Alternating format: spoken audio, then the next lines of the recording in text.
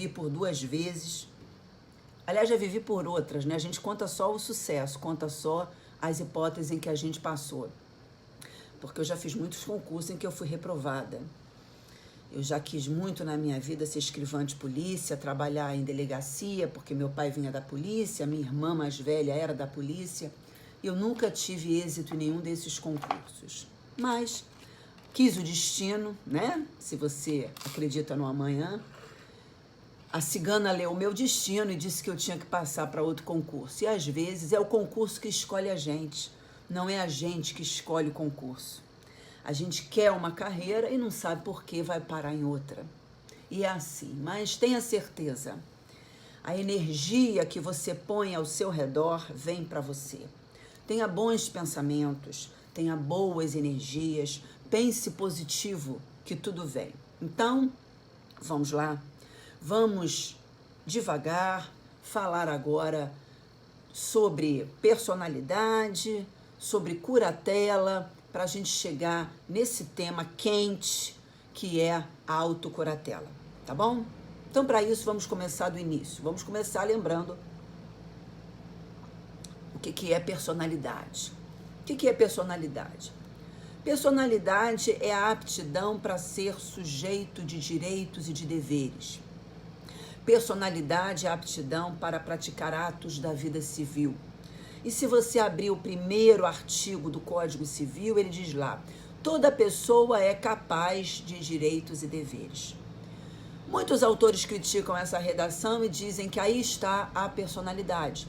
Toda pessoa é capaz? Não, toda pessoa tem personalidade. Não existe ser humano vivo que não tenha personalidade. Todos nós, seres humanos vivos, podemos praticar atos da vida civil, podemos ser sujeitos de direito. Não existe nenhum de nós que seja coisa e que seja objeto de direito. Você sabe, o tempo da escravidão já passou há muito. Aliás, tema importante e interessante, se você quiser pesquisar, é aquele desenvolvimento que o direito vem fazendo e que hoje considera até que os animais estão num estágio híbrido, mediano, entre o sujeito de direito e o objeto de direito. A partir do momento que nós reconhecemos que os animais... Bom dia, você que está chegando, nós vamos chegar lá na curatela. A partir do momento que nós entendemos que tá travando o Instagram, é isso? Põe bastante coraçãozinho para eu ver que ele está funcionando. Senão eu encerro e entro novamente aqui no Instagram.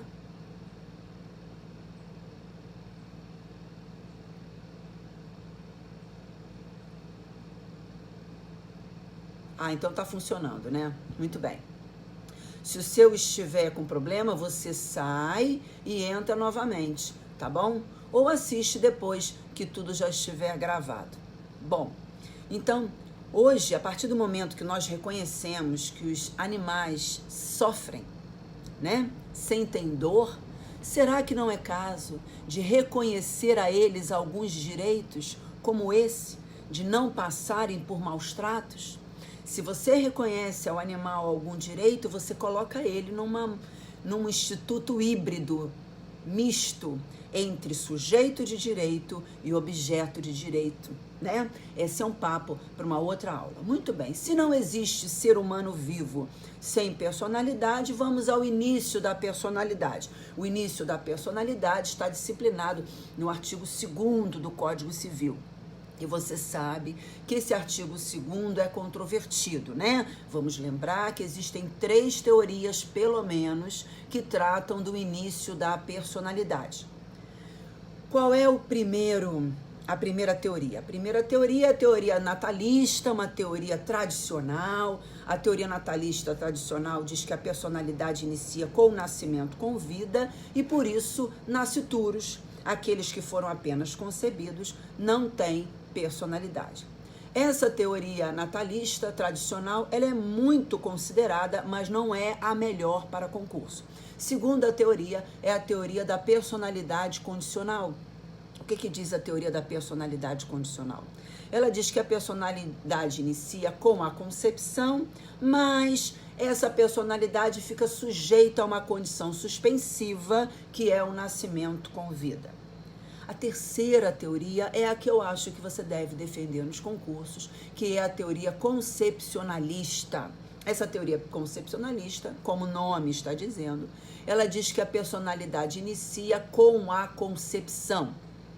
Uniu o óvulo com o espermatozoide, embrião, pronto, iniciou a personalidade. Essa discussão do artigo 2º com essas três teorias, ela já foi de maior importância. Por quê? Porque a importância dessas três teorias é dizer se o nascituro tem ou não tem direitos, se ele é ou não é pessoa. Ora, hoje isso praticamente está ultrapassado. Se você olhar bem para o artigo 2º, ele diz que a lei põe a salvo, desde a concepção, os direitos do nascituro. Hoje a doutrina não discute que o nascituro tem direitos. O nascituro pode sofrer dano moral, o nascituro pode propor ação de investigação de paternidade, tudo isso reconhecido pela STJ. A lei que trata dos alimentos gravídicos prevê alimentos para a mulher gestante para proteger o nascituro, então isso praticamente está ultrapassado. E se você quiser estudar um assunto quente ligado a nascituro, você tem que tratar da posição dos embriões congelados, não é? Porque o embrião, o óvulo fecundado lá dentro do ventre da mulher, a gente não tem dúvida. Ali a vida é viável, ali existe uma pessoa em formação e ali toda a doutrina e a jurisprudência salvaguarda direitos. Mas e aquele embrião lá no laboratório, que a fertilização dele foi in vitro? Ele é ou não é pessoa? Ali também já houve a concepção. E ali? Ali existe a possibilidade de salvaguardar direitos, ali que reside hoje a controvérsia, se você quiser estudar esse tema. E aí eu lembro a você que o STF já se posicionou sobre a constitucionalidade da lei da biossegurança. Lembre-se que é possível a pesquisa com células troncos. O que significa isso? Que o STF, da última vez que foi chamado para se manifestar, entendeu que, em razão da função social das pesquisas com células troncos, em razão da vida não se desenvolver num embrião congelado, a vida só se desenvolve no útero da mulher, então o STF considerou que a lei da biossegurança era constitucional e, com isso, hoje, pelo menos, os embriões congelados podem, inclusive, ser descartados. Mas vamos voltar. A personalidade iniciou, não há dúvida, com a concepção no ventre da mulher, iniciou com o nascimento, nasceu. Nasceu. E aí? Nasceu é menor até 16 anos, chamado de menor impúbere, é menor entre 16 e 18, chamado de menor púbere, e daí? E daí que a gente tem que falar num outro conceito, né? Que é o conceito de capacidade. Aí a gente volta para o artigo 2º, porque o artigo 2º, volta para o artigo 1º, porque o artigo 1º que eu disse que era muito criticado, ele na verdade diz toda pessoa é capaz. Eu disse que ele se referia à personalidade. Toda pessoa tem personalidade. Mas agora a gente vai falar em capacidade civil, em capacidade legal. Muito bem, essa capacidade civil ou essa capacidade legal, essa capacidade civil, ela significa o quê? Capacidade é o modo de exercer a personalidade. Capacidade é a maneira de exercer a personalidade. Todo ser humano vivo tem personalidade. Ora, todo ser humano vivo tem um modo de exercer esta personalidade. Capacidade civil se divide em duas. A capacidade civil, ela se divide em capacidade de direito e capacidade de fato. A capacidade de fato também é chamada de capacidade de exercício. Muito bem. O que é a capacidade de direito? A capacidade de direito é essa que está no artigo 1º. é essa que todo ser humano tem. Porque a capacidade de direito, ela é o exercício da personalidade, pessoalmente ou através de alguém. Pensa, todo ser humano exerce a personalidade como? Pessoalmente ou através de alguém. Logo, assim como todo ser humano tem personalidade, todo ser humano tem capacidade de direito. Todo ser humano exerce a personalidade sozinho, pessoalmente, ou através de alguém. Pronto. Essa capacidade de direito, ela se confunde com a própria capacidade legal, com a própria capacidade civil. Ela se confunde, melhor dizendo, com a própria personalidade. Não há por que fazer distinção. Coloca ela de lado. O importante é a outra capacidade. É a capacidade de fato. A capacidade de fato significa o quê? Ela é o exercício da personalidade pessoalmente, diretamente, sozinho. Entenda. De fato, de verdade, quem é que tem personalidade? Quem pratica os atos da vida civil sozinho. E é isso que é relevante. Todo ser humano vivo tem personalidade, todo ser humano vivo tem capacidade de direito. Mas e de fato, sozinho, quem é que pode exercer a personalidade? Eu acho que você é capaz de imaginar que um bebezinho recém-nascido, acabou de nascer essa madrugada lá na casa de saúde, tá lá, do lado da mãe, desesperada porque é o primeiro filho. Esse bebezinho, como é que ele vai comprar a própria chupeta? Como é que ele vai pedir à mãe alimento? O seio da mãe, como? Como é que ele vai expressar a vontade dele? Então, existe, você é capaz de imaginar isso? Existem pessoas que, embora tenham personalidade, embora tenham capacidade de direito, elas não têm condições de sozinhas praticarem os atos da vida civil. Essas pessoas serão as que não vão ter capacidade de fato. E aí elas vão receber um nome. Elas vão ser chamadas de incapaz. Quem é então o incapaz? Incapaz é aquele que não tem capacidade de fato. Quando você escutar a palavra incapaz, já vai acender na sua cabeça a seguinte ideia: o incapaz é o que não tem capacidade de fato. Não existe incapaz de direito. Incapaz, automaticamente, é o que não tem capacidade de fato. Ele não pode sozinho praticar os atos da vida civil. Muito bem. Ele não pode sozinho praticar os atos da vida civil, mas ele não é a regra. Ele não é a regra. A regra é a lei garantir a nossa autodeterminação. A regra é a lei garantir a nossa liberdade de escolha. É tão bom, não é? Você poder decidir o rumo da sua vida. Se você quer fazer direito ou se preferiu fazer medicina, engenharia, administração. É tão boa a sua autodeterminação de decidir se você quer prestar concurso ou quer mudar de área. É tão boa a sua autodeterminação de decidir se você quer casar ou permanecer solteira, se quer ter opção sexual por pessoa do mesmo sexo ou de sexo diverso. E a lei tem que respeitar a nossa autodeterminação. Então, a regra é ter capacidade de fato. Se todos têm personalidade, todo ser humano vivo tem personalidade, se todo ser humano vivo tem capacidade de direito, regra, todo ser humano vivo tem capacidade de fato e pode sozinho praticar os atos da vida civil. Quem é que vai ser exceção?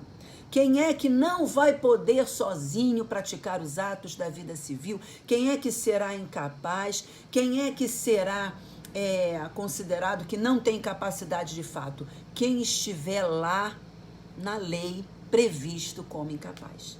E aí você vai abrir 2 artigos do Código Civil que eu já vou adiantando e lembrando a você que eles foram alterados pelo Estatuto da Pessoa com Deficiência. São os artigos 3º e 4º do Código Civil.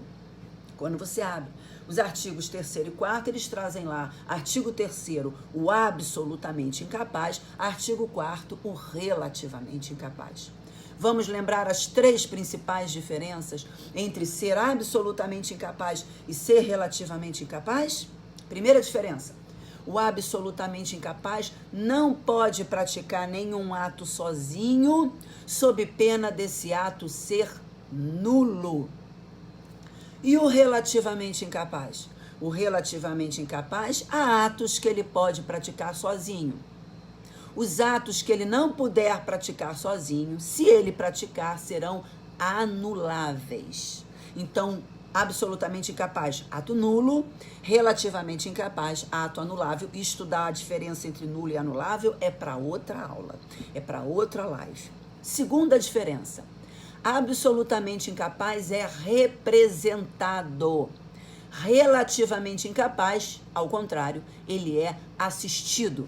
Então, o absolutamente incapaz é substituído por alguém, ele é representado. E o relativamente incapaz, ele é assistido, ele é acompanhado por alguém, ele é auxiliado pelo assistente dele. Terceira e última diferença, que a explicação pormenor depende de uma live completa, de uma aula completa, é que o absolutamente incapaz, ele é mais protegido, ele não sofre nem prescrição e nem decadência. Enquanto o coitadinho do relativamente incapaz, um pouquinho menos protegido, ele sofre prescrição e ele sofre essa tal também da decadência. Então, continuando, existem 2 tipos de incapazes: o absolutamente incapaz e o relativamente incapaz, e ser incapaz é a exceção. Se o seu nomezinho não estiver no rol dos absolutamente incapazes e dos relativamente incapazes, então você está na regra. E veja, na regra está sogra, marido. A lei podia ter colocado lá, né, que são relativamente incapazes as sogras, os maridos, mas não. Se não está com o nomezinho no rol, está na regra e é capaz. Então, vamos olhar para os artigos 3º e 4º. O artigo 3º só traz uma pessoa absolutamente incapaz, que é o menor impúbere, o menor de 16 anos. Né? Os menores de 16 anos, os menores impúberes, eles são representados em regra pelos pais e, na falta dos pais, eles são representados por um tutor. Vamos para os relativamente incapazes, porque é o mais interessante. É aqui que a gente chega na curatela. O relativamente incapaz tem 4 incisos. O inciso 1, eu não vou me deter muito, o inciso 1 traz o menor púbere, entre 16 e 18 anos, ele é assistido pelos pais e, na falta dos pais, ele é assistido pelo tutor. Os outros 3 incisos trazem pessoas que só vão ser consideradas relativamente incapazes depois que passarem por um processo chamado de processo de interdição. O Código de Processo Civil abrigou novamente esse nome. Então, depois que essas 3 pessoas passarem pelo processo de interdição, vão ter uma sentença que vai nomear para elas um curador. E aí nós poderemos dizer que elas são relativamente incapazes, e aí nós poderemos dizer que elas serão assistidas por um curador. Quem são essas 3 pessoas? São os ébrios habituais e os viciados em drogas. Vejam que essas pessoas têm um vício, né? No inciso 4, os pródigos, cuidado. A doutrina hoje não gosta muito de lembrar que pródigo é possivelmente um relativamente incapaz. O pródigo é aquele que dilapida o patrimônio desordenadamente, é aquele que gasta sem causa jurídica, e aí sempre fica a dúvida de qual é a preocupação do legislador. O legislador está preocupado com o ser humano ou com o patrimônio dele. Então eu prefiro dizer que o pródigo é aquele que tem um vício também. Por exemplo, a pessoa que é viciada em jogo, a pessoa que é viciada em algo que prejudica a sua própria existência. Aí ela pode ser considerada pródiga e vir a ser interditada para ter um curador. E o inciso 3, né? O inciso 3, que é aquele que traz a pessoa que por uma enfermidade, seja essa enfermidade uma enfermidade permanente ou transitória, não pode expressar sua vontade. Essa pessoa que tem uma enfermidade transitória ou permanente, que não pode expressar sua vontade, ela, regra, tem que ter preservada a sua liberdade de autodeterminação. Como os demais, ela só vai ser relativamente incapaz se ela passar pelo processo de interdição. E era aqui que eu queria chegar, tá? É aqui que eu queria chegar. Eu queria lembrar de novo a você que esses artigos 3º e 4º, eles foram acrescentados pelo Estatuto da Pessoa com Deficiência. Então eu vou agora abrir com você o Estatuto da Pessoa com Deficiência. Quando a gente abre o Estatuto da Pessoa com Deficiência, lá no artigo 2º, a gente encontra a previsão do que é uma pessoa com deficiência. A pessoa com deficiência é aquela que tem um impedimento, né, de longa duração, que impede a vida dela na sociedade. Ela tem um impedimento de natureza sensorial, ou de natureza física, ou de natureza mental, ou de natureza intelectual, mas ela tem um impedimento que faz com que ela não consiga interagir na sociedade e é algo de longa duração. Bom, essa pessoa com deficiência muitas vezes poderia ser considerada esse enfermo que por uma causa permanente não pode expressar sua vontade. Mas qual foi a ideia acolhida pelo Estatuto da Pessoa com Deficiência, que na verdade não é uma ideia que veio só porque o Brasil é signatário de tratados internacionais. Isso decorre da própria Constituição. A gente deve preservar a dignidade do ser humano.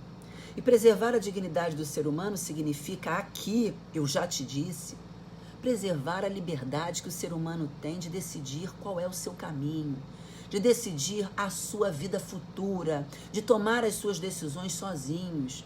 Então, o Estatuto da Pessoa com Deficiência disse claramente no artigo 6º que a deficiência não afeta a capacidade civil. Não é porque uma pessoa é deficiente ou tem uma enfermidade permanente que não permite que ela expresse sua vontade, que pronto, ela vai ser interditada. Cuidado, cuidado.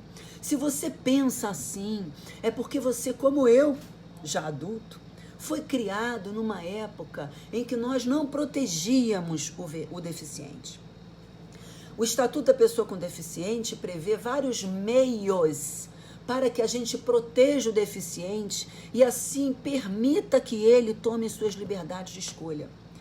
Deficiente não tem liberdade de escolha quando a gente não coloca uma rampa para ele subir em determinado prédio. Ele não tem como subir a escada, ele não tem um elevador. Se só tem escada e é uma pessoa deficiente física, como é que ela vai subir? Aí a gente limita a vida dela, a liberdade de escolha dela. Então, a gente deve atender, você tem que ler o Estatuto da Pessoa com Deficiência com afinco e ver que, na verdade, na nossa sociedade, aqui, pelo menos no Rio de Janeiro, a gente não cumpre o Estatuto da Pessoa com Deficiência. E aí, a gente limita a pessoa das suas escolhas. Mas veja, a regra, então, não é, a pessoa tem uma enfermidade, vamos interditá-la. Não, essa não é a regra. A pessoa com deficiência, ela não deve ser protegida de plano pela interdição. Vamos lembrar? Anota aí. Qual é a primeira forma de proteger uma pessoa que tenha uma enfermidade transitória ou permanente que não permite que ela expresse a sua vontade? É pela tomada de decisão apoiada. Nós devemos divulgar esse instituto na nossa família, entre os nossos amigos, explicando para os outros. A tomada de decisão apoiada é uma maneira de preservar todos, salvaguardar todos e proteger principalmente o enfermo. O que consiste a tomada de decisão apoiada? A tomada de decisão apoiada você encontra no artigo 1783-A, 1783-A do Código Civil. Essa tomada de decisão apoiada é um processo de iniciativa da própria pessoa com deficiência que vai a juízo e elege dois apoiadores. Dois apoiadores que são pessoas com as quais ela tem vínculo e confiança. Para que a pessoa com deficiência vai a juízo e elege dois apoiadores como pessoas que ela confia e tem vínculo? Ela elege esses dois apoiadores para auxiliá-la a tomar decisões da vida civil. Atenção. Atos existenciais, atos do cotidiano, fatos, ninguém discute que uma pessoa, mesmo menor de 16 anos, possa praticar sozinho. Ninguém vai dizer que é ato nulo o pastel que um enfermo mental comprou sozinho na feira, né? O pastel que a criança com 10 anos comprou sozinha na feira. Isso ninguém vai discutir. Mas para os atos que não são existenciais, que não são do cotidiano, que implicam em certo risco, que implicam em certo comprometimento do patrimônio, a pessoa com deficiência, se você educar ela, se você explicar para ela que ela tem esse direito, ela faz isso. Ela faz a tomada de decisão apoiada. Ela vai a juízo e elege pessoas de confiança que ela tem vínculo para serem apoiadores dela e auxiliá-la ao tomar a decisão. Aí o juiz vai, nesse processo, ouvir uma equipe multidisciplinar, ouvir o Ministério Público, ouvir as pessoas escolhidas como apoiadores para ver se elas concordam, ouvir o requerente, que é a pessoa com deficiente, e vai homologar o acordo. E aí, toda vez que a pessoa com deficiência tiver que tomar uma decisão dessas que eu falei, ligada a risco, ligada a certo comprometimento patrimonial, ela toma a decisão auxiliada pelos apoiadores. E quem se sentir em perigo, quem achar que ficar preocupado, pode até pedir que os apoiadores assinem o negócio jurídico, o contrato, junto com a pessoa com deficiência. E pronto. As pessoas ficam salvaguardadas de que aquele ato é válido e está pronto, se for o caso, para gerar efeitos. Não vai ter problema nenhum. Então, se você vai praticar um ato com uma pessoa com deficiência e é um ato do cotidiano, existencial, como a compra do pastel na feira, deixa ela praticar sozinha.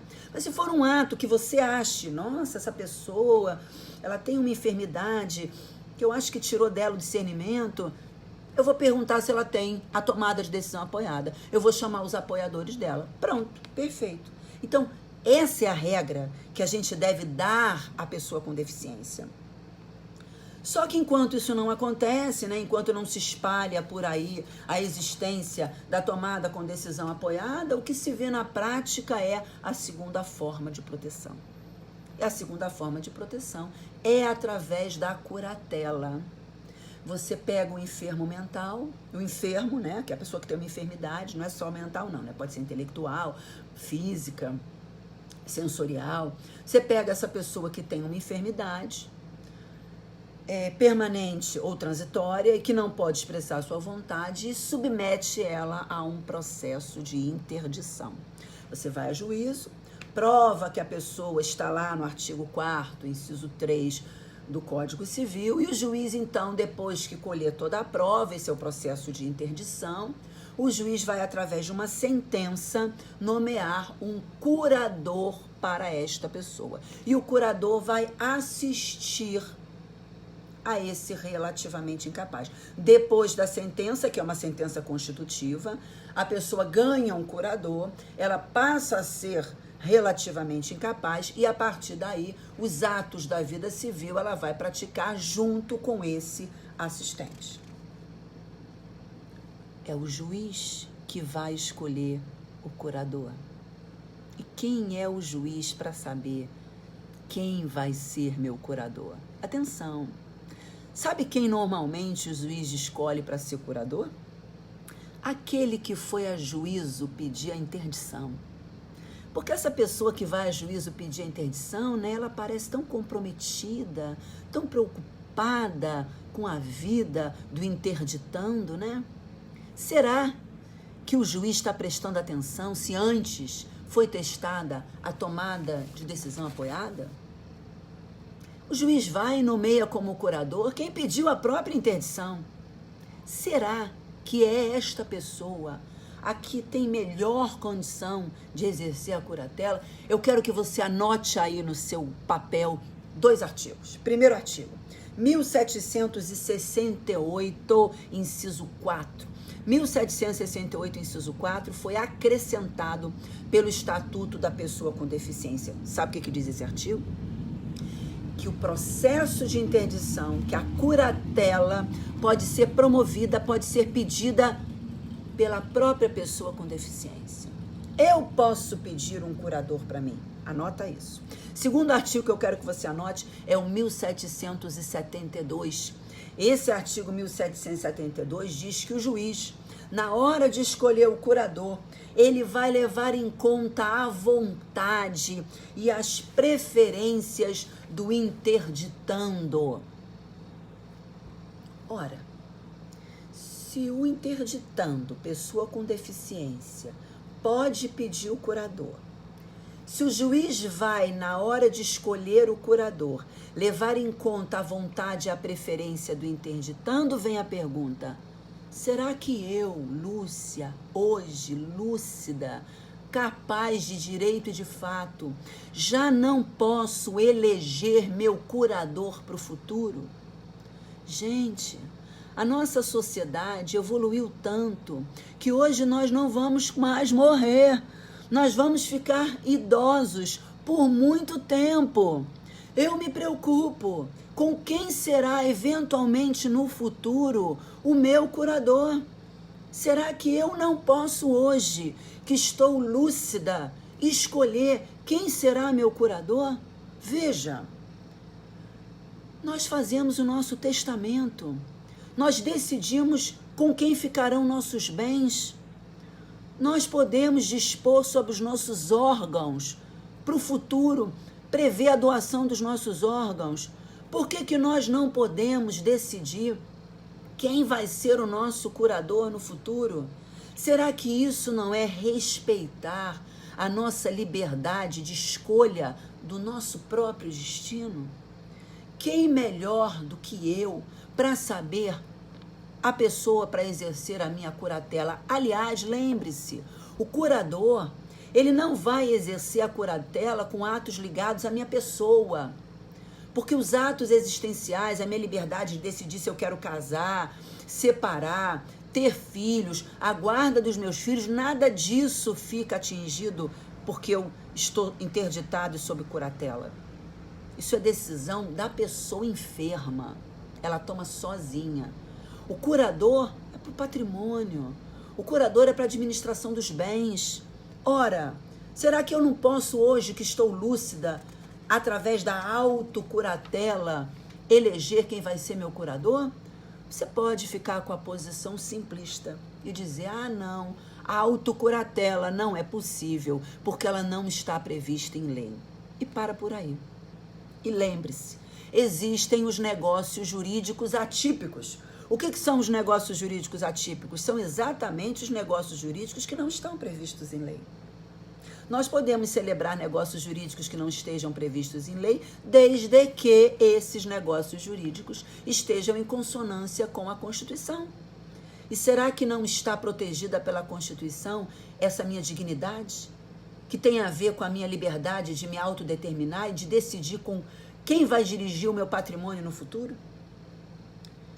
Então, quando a gente fala em autocuratela, a gente fala em um instituto parecido com aquela diretiva antecipada de vontade. Lembra? Lembra do que é a diretiva antecipada de vontade? Também não está regulamentada no Código Civil, também não está regulamentada em lei, mas tem regulamentação em resolução do Conselho Federal de Medicina. A resolução 1995 de 2012 do Conselho Federal de Medicina trata da diretiva antecipada de vontade nas suas duas modalidades, que são o testamento vital e o mandato duradouro. Lembra que pela diretiva antecipada de vontade eu posso decidir quais são os cuidados médicos que eu quero ter no futuro em caso de uma enfermidade? Eu posso decidir se eu quero ou não me submeter a determinado tratamento? Ou eu posso nomear uma pessoa que vá decidir por mim a quais tratamentos médicos eu vou me submeter quando eu não tiver mais condição de manifestar sozinha a minha vontade? Se eu posso escolher quem vai decidir por mim a que tratamentos médicos eu vou me submeter no futuro, por que que eu não posso escolher quem vai ser o meu curador e quem vai tomar conta dos meus bens? Se eu posso escolher a pessoa que vai decidir se eu vou me submeter ou não a um tratamento que eu considere um tratamento difícil. Eu já disse aqui na minha casa que eu não quero, por exemplo, ficar internada em CTI toda entubada. Não quero. Aproveito para compartilhar com você essa minha vontade para você saber. Eu acho que deve ser respeitada a minha vontade. Eu não quero isso. Se um dia a morte chega, que chegue. Eu não quero ficar entubada em estado vegetativo. Não precisa. Eu morro. Muito bem. Diante de tudo isso, a autocuratela é um instituto que, se eu posso escolher um curador vivo, eu posso escolher para o futuro quando ficar incapaz. E é assim que eu vou terminar com você hoje essa nossa conversa sobre um instituto interessante, 1995, o número da resolução do Conselho Federal de Medicina. É assim que eu vou terminar com você hoje a nossa conversa sobre direito civil. Lembre-se sempre de estudar por inteiro, de estudar pensando. Lembre-se que não existe elevador para o sucesso. Para o sucesso, nenhum de nós é pessoa com deficiência. A gente tem que subir a escada, degrau por degrau. E eu vou dizer para você, é difícil no começo porque a gente não está acostumado e é difícil no final, nos últimos degraus também. Tem um pedaço do nosso estudo que a gente está ali naquela faixa intermediária. Essa faixa intermediária em que a gente fica assim, vou ou não vou, vou ou não vou, continuo ou não continuo. É sempre esse momento limítrofe que você vai ficar. E você é que vai ter a liberdade para escolher. Ai, tá muito difícil, eu tô sofrendo muito, eu estou sozinha, eu estou em sofrimento, muito ansioso. Calma, você vai deixar de ficar sozinho, vai encontrar alguém no seu futuro, acredita. Se a pessoa não apareceu agora, é porque não é para ser agora. Eu mesma só encontrei meu marido quando já estava na fase final do concurso. A gente tem que passar por algumas fases e são os degraus mais difíceis de subir. É step por step, a perna dói. E é por isso que hoje eu faço triatlon. Porque eu nunca quero esquecer que o nosso sofrimento tem a ver com o nosso merecimento. Tenha certeza que quanto mais você sofrer, mais você vai merecer. E quanto mais dificuldades você passar, melhor profissional você será. Porque o profissional que não passou por um sofrimento, na hora de subir a escada, ele não vai saber olhar para o próximo e ser solidário. E ter essa visão de igual para igual. Ele vai se achar um soberano, um sortudo na vida. Eu acho que é por isso que a gente se submete a essas dificuldades no concurso. Tenha calma. Subir a escada é difícil, mas você chega lá. Todos nós chegamos lá. E se você disser que quer, você vai continuar subindo. Você só vai parar de subir a escada quando você decidir parar. Não para. Vá em busca do seu sonho, porque o sonho é seu e a vida é sua. E eu já disse, a gente não vai mais morrer. A nossa vida é longa. Para que você vai desistir dos seus sonhos? Não desista. Insista. Eu estou fazendo concurso há 10 anos, 13 anos. Não faz mal. Eu vou completar 50 anos. E a aposentadoria compulsória só vem aos 75. Pensa, eu tenho mais 25 anos de exercício de serviço público. Você vai desistir agora? Você vai desistir porque você chegou aos 50? Quando você ainda tem 25 anos de tanto para servir? O Brasil precisa de gente com garra. Então, vamos lá. Continua o seu sacrifício, tá certo? Vá em frente, porque você pode, você é poderoso e você é poderosa. Um grande beijo e amanhã, 9 horas, domingo de Páscoa, a gente se vê, tá certo? Grande beijo para você, fica com Deus. Agora vamos encerrar o Periscope.